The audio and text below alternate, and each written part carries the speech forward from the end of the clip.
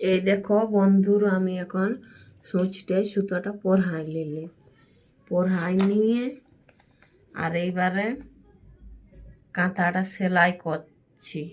মানে ছোটো ছোটো কাপড় দিই নেই, বড় বড় কাপড় দিয়েছি গোটা গোটা, ওই জন্য ফারাক ফারাকটুকু সেলাই করলেও হবে।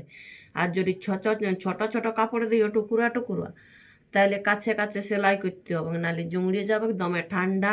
তাহলে বলে কিছু কাজও নাই এত ঠান্ডায়, তাহলে বলে একটা কাঁথায় সেলাই করে ঢাকা লিয়া হবে, ঠান্ডার সময় কাজে লাগবে বন্ধুরা। তার জন্যে কাঁথাটা সেলাই করছি।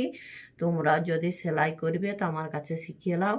যদি যদি ছোট ছোট ছোট টুকরা টুকরা কাপড় দিও তাহলে কাছে কাছে সেলাই করতে হবে, টিপতে হবে। আর যদি বড় বড় দিও তাহলে ফারাক ফারাক করলেও হবে, কোনো হবে নাই। তার জন্যে আমি এই ভিডিওটা করলি বলি তোমরাও করিবে। ঠান্ডা লাগছে তো তোমরাও সেলাই করো, টাটকায় পয়সা খরচ করে কি হবে। ইহা কিনে কম্বল কিনে, তাহলে ইহা পুরোনো কাপড় গিলে কি হবে, ঘরে আছে সেলা টিপিয়ে সেলাই করে ঢাকা নিলেই হচ্ছে, বলো? হ্যাঁ, তার জন্য আমি ওই এই করছি বন্ধুরা, টিপিয়ে সেলাই করে নিয়ে বলি টাটকায় পয়সা করে, তা টাটকায় পুরোনো কাপড় গিলে কি হবে, তাহলে এলে কাঁথা সেলাই করি, কোনো লাভ হবে। তার জন্য এলে আমি কাঁথাটা সেলাই করছি।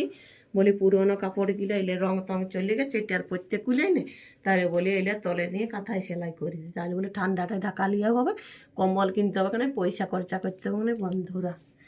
রাখছি বন্ধুরা, ভিডিওটা যদি ভালো লাগে থাকে তো লাইক কমেন্ট শেয়ার অবশ্যই করে।